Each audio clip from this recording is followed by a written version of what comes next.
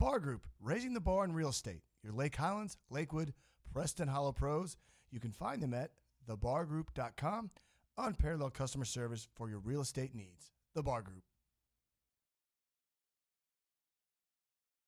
I mean, I know a little bit about this stuff, but not really much. You know what I mean?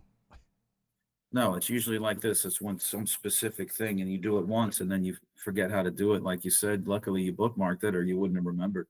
I know. Start! Coming through. I recorded that. We got all that. We got all that. Audio is awesome. All right. We got a unique guest coming on the show today. Hi, my name is Curtis. Welcome to the show. Please subscribe, follow us, whatever you want to do. It'd be great to have you because we need more to keep this party going here at this lovely studio we got here. Thank you all for coming. My next guest is a unique man. I found him just by sheer what he was talking about and what he was looking at doing. It's kind of a different side of the racket sports industry, but it's a very important side for owners and for people that like to go to clean places. So without further ado, we're going to bring on Mr. Steve Kane. What up, Steve? Thanks for having me. How are you today on this Friday? Friday, I'm doing good. It's a little wet. Where are you at? You're in Arizona, right? I'm actually in Phoenix. Phoenix, okay. Right outside of Phoenix, a little suburb called Gilbert. How's it? What's the weather there? It's damp and cold here. It's like 57. It's perfect today. It's 75. We had a good one, but summer's coming, so we're prepared. That's when all hell breaks loose over there in Arizona. It's kind of flat. Yeah, well, the golf rates go down, and then the traffic lightens up. And all right. Well, tell us about what you do, Steve. We're Steve Kane here. He's got a Pringle Robotics. It's on behind him right there, and just tell us about the way of pickleball. What's your thing with pickleball right now? What's going on? Sure. So there's the big movement out here in Arizona. Certainly, tennis has always been big out here, but now the conversion to pickleball courts. With the business and some of the indoor/outdoor facilities, especially out here, we have a lot of just dust mitigation. And so what we have are just autonomous sweepers that they can come out on a schedule, or the maintenance or the employees can manually use it. But ideally, at night or after a monsoon or a storm, they can go to their app or their dashboard and hit start. But let's just say it's an indoor facility and they close. It would just come out at midnight. We map the whole area, and then we'll set up little sections of what it to do. And so the next morning you would either get an email or a text or go to the robot itself, see what happened. And okay, what happened? Oh, it didn't get to court 3 because they forgot to open the gate. We can send it now, or do you want to just wait or manually do it? Oh, wow. So they keep getting a little smarter and smarter because, we have an idea. And then when we go to these places, we learn from people, well, hey, listen, we're open 24 hours. There's really no time to do this. Okay, well, how are you doing it now? If that's the case, we'll how are you guys now? Is it some places it's the responsibility of the players, believe it or not. Oh, really? One of the places we talked to, they hired a company. They come 3 days a week, or 3 or 4, I can't remember. But if they miss a day, which is why they kind of called us, they come in, the trash is still full, and mainly the bathrooms and locker rooms. Okay. I think what we're seeing now, and you guys are probably a little more advanced, but pickleball is new enough yet old enough now that we're starting to see that some of the good athletes or people that love to get into the industry had never really run a business. So now these places are. So we're focusing on. Sorry, Steve. This is Steve Kane with Pringle Robotics. We're talking about the maintenance, the cleanliness of the place. This is what your company does, right? Yeah, just the overall and the floors, which kind of moves into other things as well. Yes, and because we'll see people that they won't join a club or they'll leave a club because the locker rooms are always dirty. Or the trash is always full, or something to that. I mean, just like restaurants, some people won't even go to a restaurant if they know the bathrooms are disgusting. So you're saying, well, tell us. Like, I brought this guy on most importantly because of what he brings. He brings something. Seriously, Steve, you do. He brings something that we all like to talk about. Like another thing from personal standpoint. No disrespect to anybody, but we didn't talk about my parents' will until about last summer. So people know the things that we don't talk about, but we need to talk about the maintenance and how clean a place is, because there's nothing more disrespectful than walking into a joint that smells like crap and you slip on something that's sticky. So listen up, and you won't forget it. Yeah, you won't forget it. Yeah. So tell us about what what you primarily did, and how it's expanded into the pickleball and paddle. Tell us what racket sports places you go to, because I just had in 2 directors that have multiple facilities, and they have to pay a staff. So that's why I brought you on. Well, So tell us currently, about one of our biggest ones is in Michigan, and it's an indoor tennis facility at one of the colleges. Okay. And sometimes with the universities, they're budgeting, and then we can kind of show them a white paper of what they're going to save versus an employee. Yes. So again, some of these places are so new and so fancy, and I mean, you guys I can go home and upload a video of my match, and but the bathrooms are getting overlooked, the lobbies are getting Don't you overlooked, hate those restrooms smell like pee? and it's kind of weird. It's a whole new thing. You can't really I haven't found anything to compare this to except maybe bowling in the 50s after the World War. That bowling alleys just took off. I mean, bowling alleys were everywhere. It was little, the guys didn't have anything to do. But now they're smoking in bars. It was a little different. But some of the clubs out here actually have restaurants and the liquor license at some of the clubs. So it's really interesting for us to get in here because not only, it's a robot. It's not that cool. It sweeps.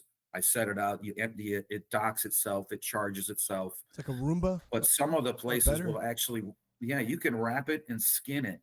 So they'll actually, some security company will give them $5,000 for a month to have their security company logo on the robot, because we have what a term is eyes on, and it's 100% that someone will look at that robot. If it flies by, no one's not going to look at it. Yeah, it's gonna say, "Don't pee on me." Just kidding. Yeah. Put a QR code on it. For memberships, that's cool, that's man. a lot of ones too. Is they'll do a QR code to get members in the club, a discount for. Oh yeah, did you tell me you have one that serves drinks and stuff like that? This one right here. Actually, I got this one right here. It's all ready to go. This one it just spins on the side. I can't see. So we put the drinks in here. It actually lights up when it gets somewhere. So we'll have this one. Sometimes it'll just circle around with bottles of water and towels. Really? Just to kind of. What does it look like? You see it? You move the camera to see it? Let me see. Sure, I can. Oh wow, So dude! It's like science fiction movie, bro. What? Look at that. Wait, did you hear it? Yeah. What is that? So it's kind of interactive with the world of robotics. That they make them real efficient, but we still want a little bit of human. Yeah. You kind of want to ease into it, and this is really for kids. Love it. It's just kind of a neat little thing. So again, we've had this at casinos. It can just kind of run around with swag, or even at events with flyers, weddings. Wow. So some of these, but when I go to the places, we want to work with the owner. How is this going to help you? How, these aren't free. No, of course. Hey, let's do something to this. I have one that actually has an LCD screen. And then let's advertise with the local restaurants around town. Go tell them, and hey, 10% off if you take a picture of this with our logo or something. So we can ease into it. So a lot of times, even with this, we have a pretty good idea what's going to work. So we will go to a place and we'll hey, let's just try this for 1 week. I can give you a report. We're kind of nerds first. I'll give you how fast it went, when it went, the speed. And so they want to do this. It's not really now hey, did the cleaning company show up last night? Actually, we'll have a report that at least the floors were done. I can't tell you if they emptied the trash, but we did the floors. You also told me something that I thought was very interesting. We talked a few weeks back or months back. You mentioned something, and this is no disrespect. Everybody should know that by now. This show is not about calling anybody out, but an industry that kind of is gone, and you owners, you people need to listen to this. This is a serious thing. I'm serious. Tell me an analogy about the janitors. Tell our listeners and viewers. Oh yeah, I remember. Well, I'm not being mean. I'm just saying, but it makes sense. It makes sense what you said. So it's just like a good example is almost every business, commercial business. If you go to a school, a hospital, even an office structure, and say, "Can I talk to your maintenance company or your facilities manager?" Generally, you'll hear this guy's coming out. He's probably older than me. He's limping. He's got a bad back. Sure.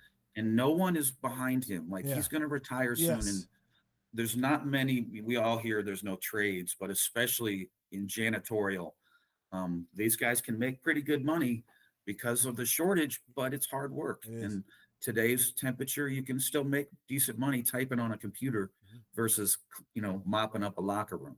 Oh yeah. So if we can help out any way we can That's and so maintain cool. this, and it's not that it's inevitable, but they've gotten so much better from when they first came out. Yeah. I mean, even just look at our phones, the Roomba, anything like this, they're getting better and faster and more efficient. And we listen to people. What do you want it to see? Where are we missing? Do you What is pain points? do you do like when you do like say you do a pickleball facility or a paddle, or do you do I used to I have worked at indoor court. I used to help the maintenance people push those things or clean them with all that stuff. Do you have that option with some of your robots or Yeah, see I have one that just sweeps. just And then we sweeps? have one that can do scrubbing and mopping, and Wow. it can fill itself and it can Whoa. dump itself. Really? So even like when we were at that place I was telling you Sure. outdoor, they kind of hook up a hose to this thing and push it around and Yeah, then yeah. just wait for it to I've seen that. dry. Yeah, yeah, yeah. Yeah, out here it's pretty quick. Well, ours will actually suck it up. It's Arizona's gonna clean. dry. Yeah. It's gonna clean it and dry it pretty quick with the squeegee. And then some of the surfaces we like to talk. There's kind of different surfaces that I'm seeing Are they also different from versus. pickle versus tennis? Tell us about the difference between Yeah, the it's almost when they resurface it. I don't think it's the same as, but certainly we can adapt, and all of them, even the scrubbing one, we can adjust the speed of the brushes, the Wow. pressure, how much water, little water. So we can, hey, it's leaving puddles or it's not cleaning it. Let's slow it down. Let's speed up the brushes. And Good. again, I still need people. Yeah. We're not getting rid of. I need someone to maintain this, Sure. to clean it, and to Yeah.